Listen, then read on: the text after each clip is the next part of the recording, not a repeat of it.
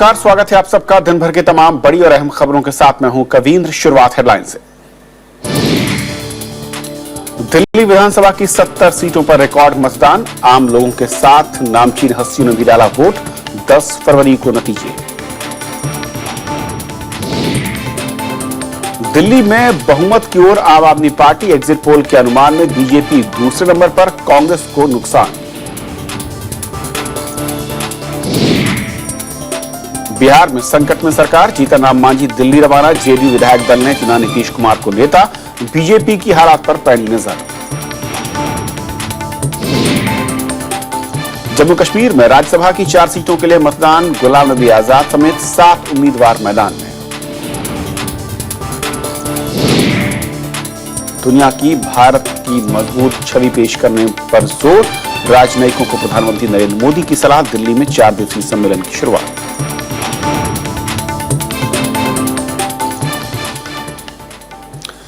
और देखते हैं हमारी आज की पहली खबर, दिल्ली चुनाव।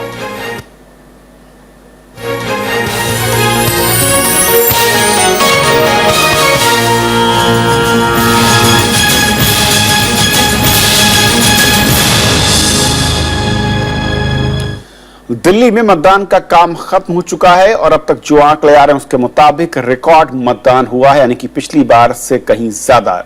आधिकारिक आंकड़े अब से कुछ देर के बाद इलेक्शन कमीशन की ओर से जारी किए जाएंगे, लेकिन जो शुरुआती आंकड़े हैं वो आंकड़ा करीब पिछले 66% के भी आंकड़े को पार करता हुआ नजर आ रहा है। वक्त खत्म होने के बाद भी तमाम मतदान सेंटर्स पर अभी भी कतारें लगी हुई थी और इसीलिए कहा जा रहा है कि यह आंकड़ा 70% को भी अगर छूता है तो कोई बड़ी बात नहीं होनी। दिल्ली एक नए रिकॉर्ड मतदान की गवाह बनी है इस बार। लेकिन जिस तरीके से मतदान हुआ है और शांतिपूर्ण कह सकते हैं पूरी तरीके से, तमाम पार्टियों ने हालांकि कुछ अलग अलग आरोप प्रत्यारोप जरूर लगाए, लेकिन कुल मिलाकर मतदान पूरी तरह से शांतिपूर्ण रहा है। और इस मतदान खत्म होने के बाद जो अलग अलग सर्वे एजेंसीज हैं उनके मुताबिक जो एग्जिट पोल के आंकड़े हैं वो भी सामने आ रहे हैं और ज्यादातर सर्वे में दिल्ली में आम आदमी पार्टी की सरकार बनने का अनुमान जताया गया है। आज तक और सिसेरो ने जो सर्वे किया है 70 सीटों के लिए, वहां पर आम आदमी पार्टी अपने बूते सरकार बनाने वाली दिखती है। इस पोल में आम आदमी पार्टी को 35 से 43 सीटें मिलती हुई दिख रही हैं। यह आंकड़ा सरकार बनाने के लिए पर्याप्त संख्या को दर्शा रहा है। बीजेपी इस एग्जिट पोल में दूसरे नंबर पर है, उसे 23 से 29 सीटों का अनुमान में जताया गया है। कांग्रेस को यहां पर 3 से 5 सीटें मिलने की बात कही जा रही है। वहीं एक और सर्वे एबीपी नेल्सन के मुताबिक आम आदमी पार्टी को 39, बीजेपी को 28 और कांग्रेस को 3 सीटें मिलती हुई दिख रही है। आपको बता दें कि ये एग्जिट पोल है, यानी कि मतदान खत्म होने के बाद वोटरों की राय के आधार पर अलग अलग जो सर्वे एजेंसियां हैं उनके मुताबिक ये आंकड़े आते हुए दिख रहे हैं मतदान के बाद। लेकिन नतीजे जो हैं वो 10 फरवरी को आएंगे, तब साफ हो पाएगा। लेकिन अगर इन आंकड़ों को आधार माने तो ऐसा लगता है कि दिल्ली में आम आदमी पार्टी बहुमत की ओर अग्रसर नजर आ रही है। उधर दिल्ली की 70 विधानसभा सीटों के लिए आज रिकॉर्ड वोटिंग हुई और लोकतंत्र के इस पर्व में हर वर्ग के मतदाताओं ने पूरे उत्साह के साथ हिस्सा लिया। बुजुर्ग मतदाताओं के अलावा पहली बार वोटर बने युवाओं में खासा उत्साह दिखा। राजधानी में खुशनुमा मौसम के बीच मतदाता भी उत्साह से लबरेज नजर आए। सुबह 8 बजे से वोटिंग शुरू होने से लेकर दिन चढ़ने के साथ पोलिंग बूथों पर वोटरों की अच्छी खासी तादाद देखने को मिली। शाम तक वोटरों ने 673 उम्मीदवारों की किस्मत ईवीएम में बंद कर दी। दिल्ली में इस बार 1.5 लाख नए मतदाता थे जो भारी संख्या में वोट डालने पहुंचे। I just felt very good after exercising my constitutional rights. Voting, I think everyone should vote, because either your vote counts or not, but you should vote. Vote देने में महिलाएं भी किसी से पीछे नहीं रहीं। हर मतदान केंद्रों पर महिलाएं बढ़ चढ़कर वोट करने पहुंची। कुछ महिलाओं ने तो वोटिंग के बाद उंगलियों पर लगी स्याही दिखाई तो उनके चेहरे पर खुशी देखते ही बनती थी। बड़े बुजुर्गों ने भी मतदान में बढ़ चढ़कर हिस्सा लिया। कई बुजुर्ग अपने परिजनों के साथ वोटिंग करने पहुंचे ताकि उन्हें कोई दिक्कत न हो। इन वोटरों के लिए मतदान केंद्रों पर भी खास तैयारियां की गई थी। कैसा लगा माँ वोट डाल के? अच्छा लगा, बहुत अच्छा लगा। विशेष रूप से सक्षम लोगों ने भी मतदान में बढ़ चढ़कर हिस्सा लिया। किसी शारीरिक और मानसिक दिक्कत को उन्होंने वोटिंग के आड़े नहीं आने दिया। जब यहाँ पे अवेलेबल नहीं है उनका कोई, ये असुविधा है चुनाव आयोग की हमारे लिए तो, मेरा तो एक जुझारू और ईमानदार कैंडिडेट होना चाहिए जो अपने क्षेत्र को काम करे। शांतिपूर्ण मतदान के लिए दिल्ली में चुनाव आयोग ने सभी तैयारियां की थी। पुलिस के 64,000 से अधिक जवानों को तैनात किया गया था, जबकि 12,177 पोलिंग स्टेशन बनाए गए। दिल्ली में पिछले साल फरवरी से राष्ट्रपति शासन लगा है। मतदान के बाद अब सबको 10 फरवरी को होने वाली मतगणना का इंतजार है। Bureau report, Rajya Sabha TV. तो शांतिपूर्ण मतदान लेकिन रिकॉर्ड मतदान, आखिर ये इशारा क्या कर रहा है? और अगर एग्जिट पोल को आधार माने तो जो संकेत हैं वो उसके पीछे क्या आधार क्या है, समझने की कोशिश होगी। और दिन भर की तमाम चुनावी गतिविधियों पर बातचीत करेंगे। हमारे साथ खास मेहमान विपुल मुदगल जी हैं, जो कि प्रोजेक्ट डायरेक्टर हैं CSDS से। विपुल, स्वागत है आपका। और साथ ही साथ मेरे दो संवाददाता कृति मिश्रा हमारे साथ जुड़ रही हैं और साथ ही प्रणव गोस्वामी। और बता दें कि दोनों ही संवाददाता हमारे साथ जुड़ रहे हैं, जो कि दिन भर आज दिल्ली के अलग अलग इलाकों में मतदान के दरमियान देखते रहे, नजर रखे रहे, न सिर्फ राजनीतिक दलों की रणनीति पर बल्कि आम जनता के उस रुझान पर कि किस मुद्दे के सहारे वो बूथ पर अपने मताधिकार का इस्तेमाल करने जा रहे हैं। सबसे पहले विपुल, आपसे अभी आधिकारिक जो खबर है वो नहीं है, लेकिन कहा जा रहा है कि पिछले तमाम रिकॉर्ड टूटते दिख रहे हैं, यानी कि हाई वोल्टेज ड्रामा मैं कहूं जो हुआ, उसके बाद एक हाई टर्नआउट। असल में किस तरह के संकेत? देखिए, इसमें ये जानना बड़ा जरूरी है कि अगर टर्नआउट मिडिल क्लास कॉलोनीज में ज्यादा हो रहा है तो उसका लाभ जो है भारतीय जनता पार्टी को मिल सकता है। और जो आपने बताए थे आंकड़े, जो एग्जिट पोल अब तक आए हैं, वो एग्जिट पोल भी 3 बजे तक के थे। तो 3 बजे तक के आंकड़ों पर आधारित है। अभी जो अगला एग्जिट पोल आएगा वो आपको और ज्यादा थोड़ा सा ठीक से बताएगा। अब इसमें मुझे ऐसा लगता है कि लेकिन यही अगर मतदान जैसे झुग्गी झोपड़ी कॉलोनियों में या आउटर दिल्ली के उन इलाकों में जहां पे कि गांव वगैरह आते हैं, जहां पे बहुत सारे लोग जो माइग्रेंट्स हैं वो वहां पे रहते हैं, अगर उन जगहों का है तो फिर उसका फायदा आम आदमी पार्टी को मिल सकता है। चूंकि सीधी टक्कर है तो इसमें अब देखने वाली बात यह है कि दोनों के बीच में डिफरेंस कितना है। दोनों पार्टियों को अच्छे वोट मिल रहे हैं, इसमें कोई दो राय नहीं। 30% से ऊपर दोनों को वोट मिल रहे हैं। और अगर उनके बीच का डिफरेंस 5% से ज्यादा का रहता है तो फिर संभावना इस बात की है कि बिल्कुल क्लियर मेजॉरिटी एक पार्टी को मिल जाएगी। तो यही इसमें देखना है कि अगर आम आदमी पार्टी का और इसका डिफरेंस अगर तो 40-42% का है तो फिर बहुत मुश्किल हो जाएगा।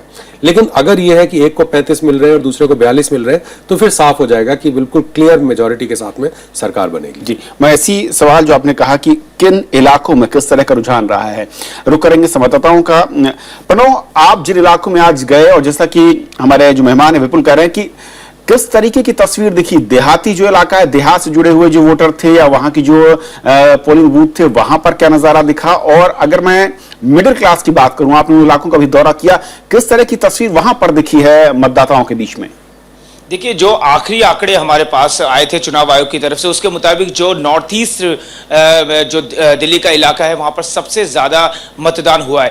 इसके अलावा सबसे कम मतदान नई दिल्ली और दक्षिणी दिल्ली जो है वहां पर कम मतदान हुआ है। तो इसका मतलब है कि जो बाहरी दिल्ली या फिर जो नॉर्थ ईस्ट दिल्ली के इलाके हैं वहां पर मतदान ज्यादा हुआ है और जो सेंट्रल एरिया है वहां पर कम मतदान हुआ है। एक तो ये बात है और दूसरा ये था कि कहीं ना कहीं ये बात जरूर थी कि खासतौर पर जो मध्यम वर्ग का तबका है, जिनसे भी हमारी बात हुई वोटर से, और यूथ जो है उनमें भी एक तरह से विरोधाभास था। ऐसा कहीं भी महसूस नहीं हो पा रहा था कि क्या वो आम आदमी पार्टी की तरफ उनका रुझान है या फिर बीजेपी की तरफ। लेकिन जहां बात झुग्गी झोपड़ी या फिर जो निम्न वर्ग के वोटर्स का सवाल है, वहां पर एक स्पष्ट तस्वीर नजर आ रही थी कि वो आम आदमी पार्टी की तरफ उनकी जो रुचि थी वो ज्यादा थी। लेकिन अगर हम मध्यम वर्ग की बात करें तो वहां पर भी भले ही बीजेपी की तरफ ज्यादा शोर सुनाई दे रहा था, मगर एक आम आदमी को चाहने वाले भी कम नहीं थे। तो इसलिए यह कहा जा सकता है कि निम्न वर्ग के लिए स्थिति साफ थी, मध्यम वर्ग के लिए बीजेपी का समर्थन जरूर जारी है, मगर आम आदमी को बिल्कुल न मिल रहा हो ऐसा लग नहीं रहा था लोगों से बात कर। और कृति, आपने नई दिल्ली और उसके आसपास के इलाकों का दौरा जब आज किया तो किस तरह की तस्वीर उभरती नजर आई? क्योंकि कहा ही जा रहा था कि जो मध्यवर्ग है वो उस तरह से वोटिंग को लेकर उत्साहित नजर नहीं आ रहा है, या फिर मैं कहूं कि बाहरी दिल्ली या फिर जो नॉर्थ ईस्ट का इलाका उसके कंपैरिजन में नई दिल्ली जैसी सीटों पर लोग कम निकले वोट देने के लिए। क्या वाकई इस तरह की तस्वीर आपको दिखी और कहीं एक तरफा मामला नजर आया पार्टियों की लड़ाई को लेकर, या फिर कहा जाए कि बहुत ही एक कड़ा संघर्ष मतदान केंद्रों में भी दिखा, न सिर्फ उन कार्यकर्ताओं में बल्कि जो वोटर पहुंच रहे थे? जी कविंद्र, हम ये नहीं कह सकते कि लोगों में रुझान नहीं था वोट करने के लिए। सेंट्रल दिल्ली में भी एक जो एलीट क्लास है, जो हाई प्रोफाइल वोटर्स हैं, वो भी सुबह सुबह निकले।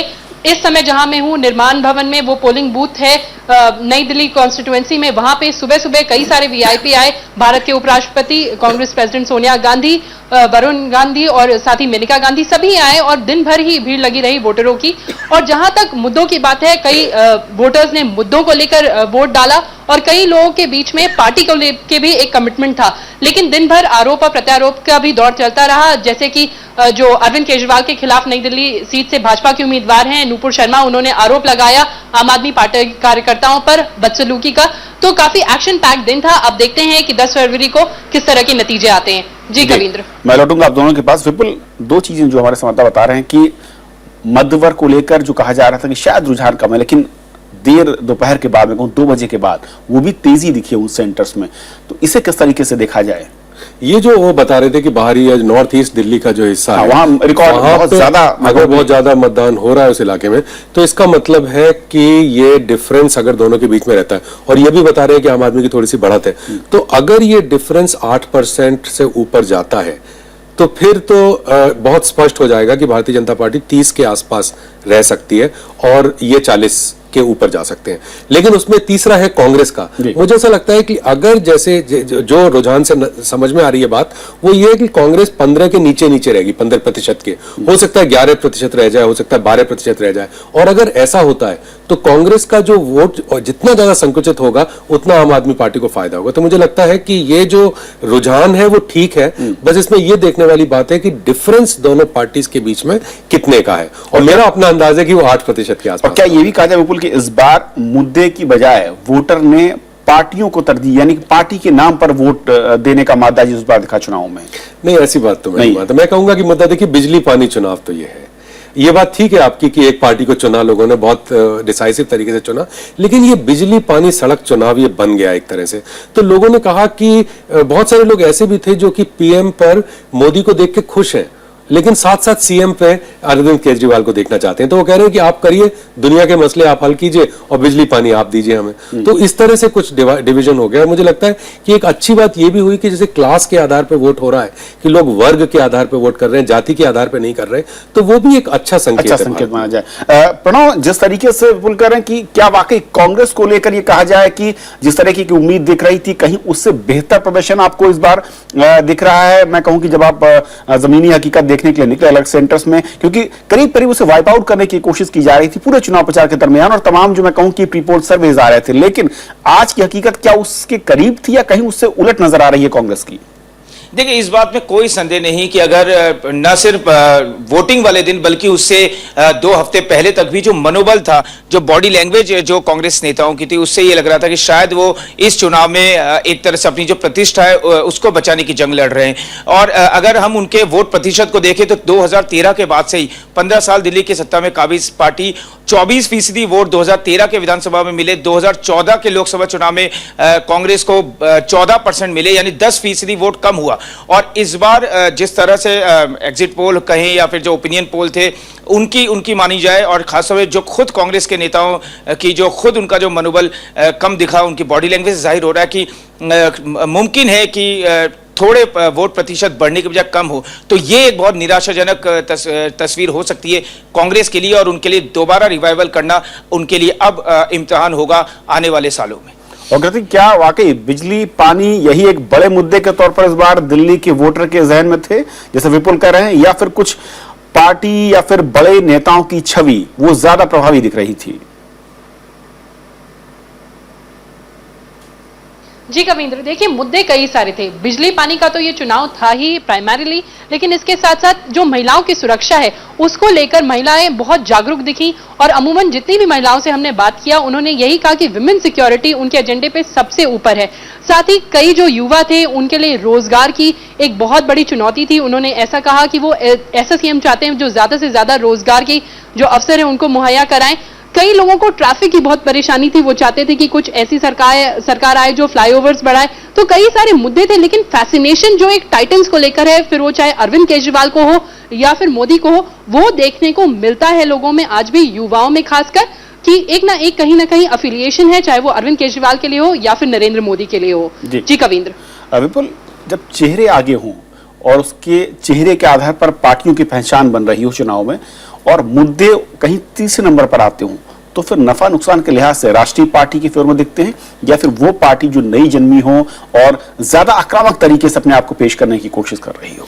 देखिए, ये बात तो अब बिल्कुल सिद्ध हो गई है पिछले कुछ चुनावों से कि एक अच्छे नेता की जरूरत हर पार्टी को रहती है। हमने देखा है कि जब भी पार्टीज कोई डिसाइसिव बढ़िया नेता को प्रपोज करती हैं और कहती हैं कि ये बनेंगे, तो चांसेस इस बात के होते हैं कि इलेक्शन गैल्वेनाइज हो जाता है। अब देखिए, कुछ जगह हैं जैसे कि महाराष्ट्र के चुनाव में, हरियाणा के चुनाव में कोई उन्होंने नेता को भारतीय जनता पार्टी ने नहीं रखा, लेकिन फिर भी कहते हैं कि मोदी वेव के चलते हुए वो उसको काफी आगे पहुंच गए।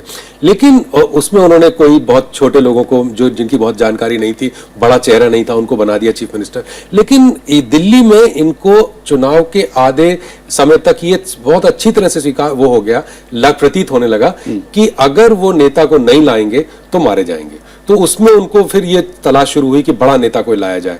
तो उसमें ये रहा कि अरविंद केजरीवाल ने भी कोशिश ये की कि सीधा सीधा मोदी के सामने ना आए, कि ये था कि अगर टकराव होगा और अगर ये अरविंद बनाम मोदी हो जाएगा तो फिर अरविंद को नुकसान हो सकता है इसका। तो ये सभी लोग इसको देख रहे हैं और होते होते मुझे लगता है कि आने वाले समय में सभी पार्टीज के लिए बहुत आवश्यक हो जाएगा कि चेहरा लाएं और उसको प्रपोज करें और उसको बहुत अच्छी तरह से सामने लाके रखें और उसके लीडरशिप में चुनाव लड़ा जाए, मुद्दे बाद में आए, चेहरा पहले आए। और क्या दिल्ली का चुनाव ये भी कहा जाए कि कई लोगों की मैं कहूं कि रणनीतिक कुशलता की भी अग्नि परीक्षा है? अमित शाह तमाम राज्यों भले जीत का परचम लहराया हो, लेकिन दिल्ली में आकर असल टेस्ट हो रहा है और मोदी भले ही मैं कहूं उस चेहरे को हटा के किरण बेदी को सामने लाया गया हो, लेकिन क्या वाकई नतीजे जो होंगे वो जोड़कर देखे जाएंगे? देखिए, ये तो कहना उचित नहीं होगा कि दिल्ली सबसे बड़ा टेस्ट उनके लिए है। देखिए, वो बहुत अच्छे अच्छे टेस्ट पास करके आए हैं और पार्टी का गजब का मैनेजमेंट है। अभी भी देखिए, लास्ट के 2-3 घंटों में उन्होंने बहुत अच्छा अपना लोगों को लामबंद किया, लोग बाहर निकल के आए और काडर कमाल का है। लोग जो है वो, और नेता की सुनता है काडर। तो ये एक काडर बेस्ड पार्टी तो हमेशा से रही है, लेकिन उस पार्टी को गैल्वनाइज किया है ये अमित शाह की और उनकी टीम ने। लेकिन ये है कि नए संकेत जो आ रहे हैं वो एक हाई कमांड कल्चर इमर्ज कर रही है कि आपने किरण बेदी को लाए, बहुत अच्छी बात है, लाइए, लेकिन सिर्फ आधे घंटे पहले बड़े नेताओं को बताया गया फोन करके कि देखिए ये नई नेता आ रही हैं। तो ये एक तरह से इस बात के संकेत है कि पार्टी में कुछ ऐसा है जिसमें कि बदलाव की आवश्यकता है। तो कुल मिला के मैं ये कहूंगा कि एक तरफ मैंडेट जा रहा है, दूसरी तरफ मैनेजमेंट जा रहा है और खाली मैनेजमेंट से आप मैंडेट को बराबर नहीं कर सकते। मैंडेट को आपको मैंडेट से ही बराबर करना पड़ेगा। तो मैनेजमेंट मुझे लगता है 2% 30% का फायदा पहुंचा जरूर सकता है, लेकिन उसको विजय तक नहीं ले जा सकता। रेखा सवाल आम आदमी पार्टी के भविष्य को लेकर, ये चुनाव बहुत कुछ तय करेगा कि रूपरेखा आम आदमी पार्टी की, उसके वजन की जो अब तक होती रही है। लोकसभा चुनाव के बाद सबने करीब करीब वाइप आउट कर दिया इस पार्टी को, लेकिन क्या आपको लगता है कि इस चुनाव में जीत मिलती है तो फिर कहां पर यह पार्टी खड़ी होगी और अगर हार मिलती है तो क्या होगा? देखिए, इसमें कोई दो राय नहीं कि हार मिलती है तो बहुत बड़ा डिमोरलाइजेशन होगा, लेकिन अगर जीतते हैं पार्टी, जिस बात के संकेत ज्यादा हैं, तो इनका मनोबल भी बढ़ेगा और बाहर जाने की हिम्मत भी इनकी खुलेगी। तो एक अच्छी इनकी स्ट्रेटेजी रही कि आपने बहुत सारी जगहों पे चुनाव नहीं लड़ा, दिल्ली में केंद्रित किया जहां पे हर बूथ पे आपके कार्यकर्ता हैं। लेकिन अगर आप ध्यान से देखिए तो पॉलिटिकल पार्टी ने कुछ बिल्कुल नई चीजें शुरू की हैं, जैसे कि डोनेशन को पूरी तरह से ट्रांसपेरेंट रखना, या फिर बहुत सारे लोगों के डोनेशंस को रिजेक्ट करना, या फिर जहां पे कहीं पे भी उनको शिकायतें मिली प्रत्याशियों की तो उसकी पार्टी के आंतरिक अच्छी जांच की गई। लेकिन साथ साथ एक ऐसी छवि भी निकल के आ रही है जो अंदर के बहुत सारे लोग कह रहे हैं कि उनके अंदर भी वो प्रवृत्तियां देखी जा रही हैं जो दूसरे नेताओं में है। तो मुझे लगता है उनसे बचना बहुत आवश्यक हो जाएगा।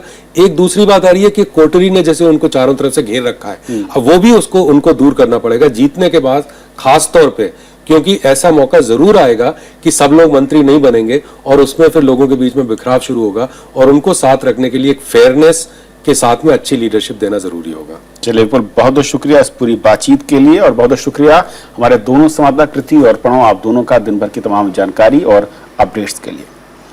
तो ये थी हमारी पहली खबर। छोटा सा ब्रेक के उस पार दिन भर की कुछ और बड़ी खबरें।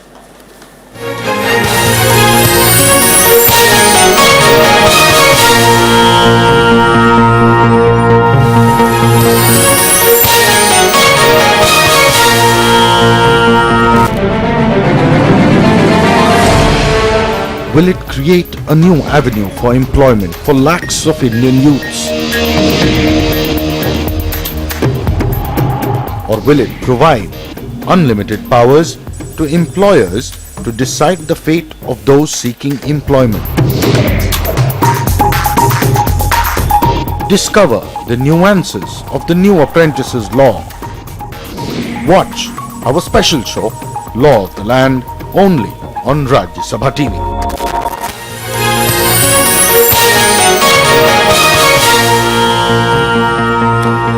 राजधानी दिल्ली में रहने वाले आम लोग ही नहीं, रसूखदार लोग भी सुबह सवेरे वोट करने वालों में शामिल रहे। आपको दिखाते हैं इस रिपोर्ट के जरिए कि किसने कहां पर और कैसे वोट डाला। दिल्ली चुनाव में वोटिंग करने का उत्साह बड़े नेताओं और उम्मीदवारों पर भी दिखाई दिया।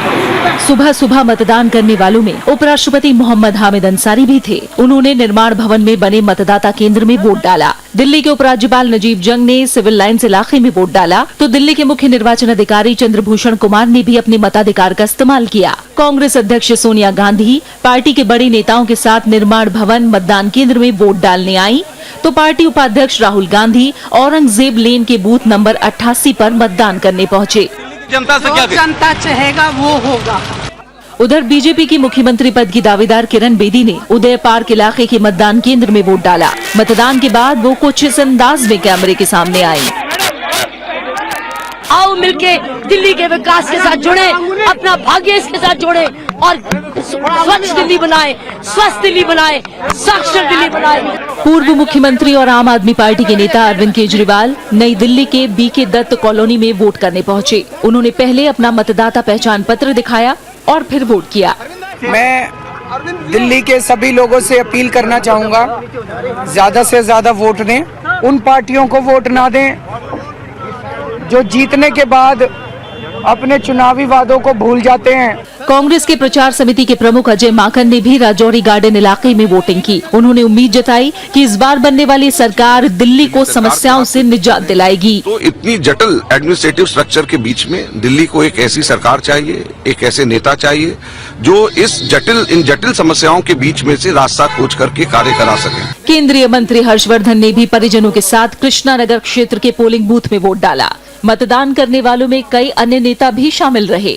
रविंदर शुराण और प्रणब गोस्वामी के साथ अनु दीवान, राज्यसभा टीवी, दिल्ली।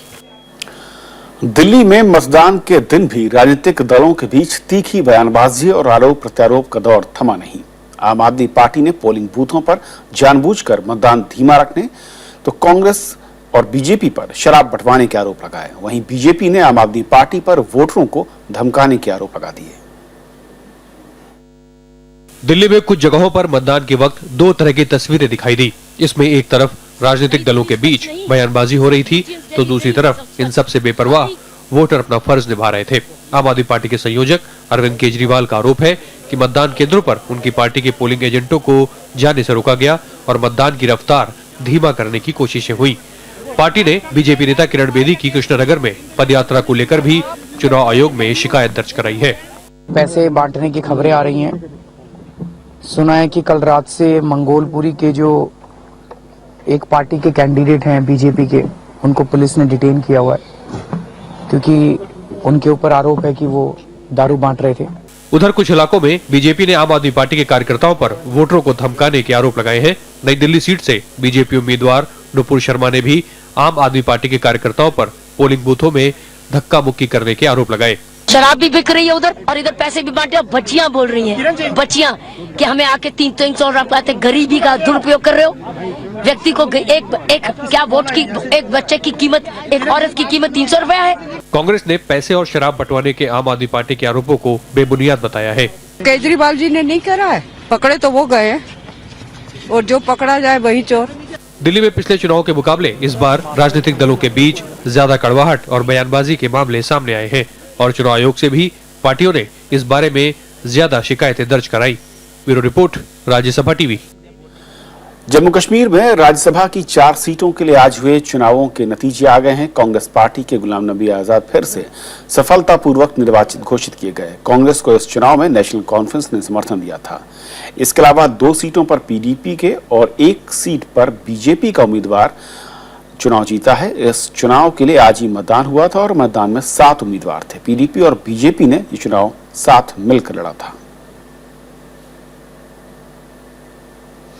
जम्मू कश्मीर में सरकार के गठन के प्रयास तेज हो गए हैं। पीडीपी और बीजेपी जल्द ही औपचारिक बातचीत कर न्यूनतम साझा कार्यक्रम पर चर्चा करेंगे। पीडीपी के संरक्षक मुफ्ती मोहम्मद सईद ने आज कहा कि बीजेपी के साथ सरकार बनाने से पहले सभी मुद्दों को सुलझाना जरूरी है ताकि प्रदेश को बेहतर सरकार मिल सके। उन्होंने कहा कि सरकार गठन की पूरी प्रक्रिया पारदर्शी होगी और अंदर खाने कोई समझौता नहीं होगा। हम देख हमारी पॉलिसी क्या है, किस पर हम जब चलेंगे तो दोनों इकट्ठे चलेंगे, कंधे से कंधा मिला के चलेंगे और यहाँ लोगों को एक अच्छी हुकूमत, गुड गवर्नेंस। दिल्ली में जहां आज नई सरकार चुनने के लिए वोट डाले जा रहे थे, वहीं बिहार की जनता की निगाहें मुख्यमंत्री जीतन राम के भविष्य पर टिकी थी। दिन भर के घटनाक्रम के बाद शाम तक तस्वीर साफ हो गई। जेडीयू ने जीतन राम मांझी को पार्टी से निलंबित कर दिया। साथ ही जेडीयू विधायक दल की बैठक में नीतीश कुमार को नया नेता चुन लिया गया।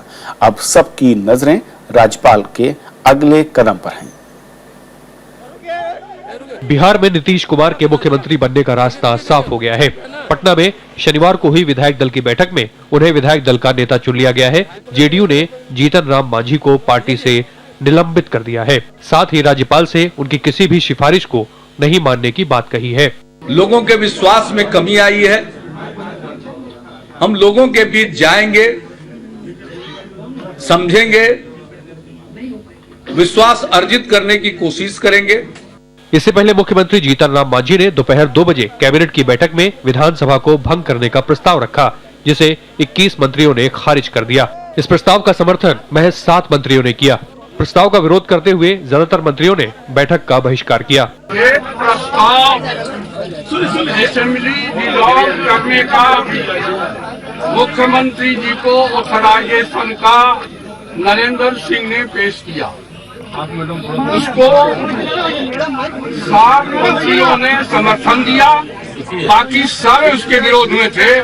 इस सियासी उठापटक से पहले शनिवार को मुख्यमंत्री जीतन राम मांझी पार्टी नेता नीतीश कुमार से मिलने उनके आवास पहुंचे।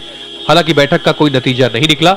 जेडीयू ने राजनीतिक संकट के लिए मुख्य विपक्षी दल बीजेपी को दोषी बताया है, जबकि बीजेपी राज्य के ताजा घटनाक्रम पर नजर बनाए हुए है। इस बीच केंद्रीय नेतृत्व से विचार विमर्श के लिए बीजेपी के वरिष्ठ नेता सुशील कुमार मोदी दिल्ली पहुंच चुके हैं।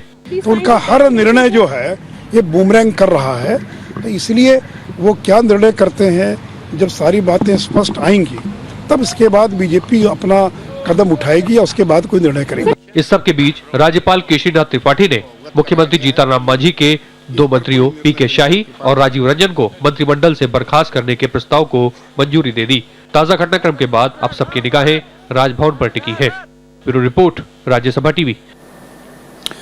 बीजेपी बिहार के राजनीतिक घटनाक्रम को लेकर सक्रिय हो गई है। बीजेपी के बिहार नेताओं ने पूरे हालात से पार्टी अध्यक्ष अमित शाह को अवगत कराया। प्रधानमंत्री नरेंद्र मोदी को भी इस पूरे हालात की जानकारी दी गई।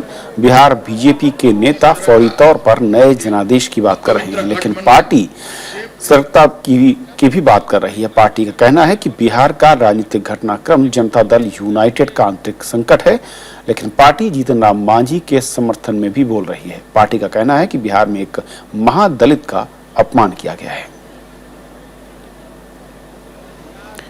प्रधानमंत्री नरेंद्र मोदी ने आज दिल्ली में राजनयिकों के सम्मेलन का उद्घाटन किया। उन्होंने कहा कि दुनिया भर में भारत की साख बढ़ी है और मौजूदा वैश्विक परिस्थितियों में राजनयिकों को अगुवा की भूमिका निभानी चाहिए।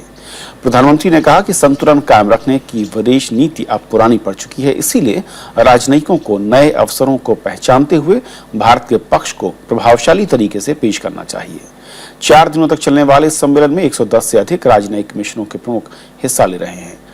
सम्मेलन में विकास के लिए कूटनीति को विषय वस्तु रखा गया, जिससे विदेश में भारत की छवि बनाने और विदेश नीति की बारीकियों पर चर्चा होगी। विदेश मंत्री सुषमा स्वराज के साथ ही कई राज्यों के मुख्यमंत्री भी इस सम्मेलन में शिरकत कर रहे हैं। तो खबरों के सफर में इतना ही। नमस्कार।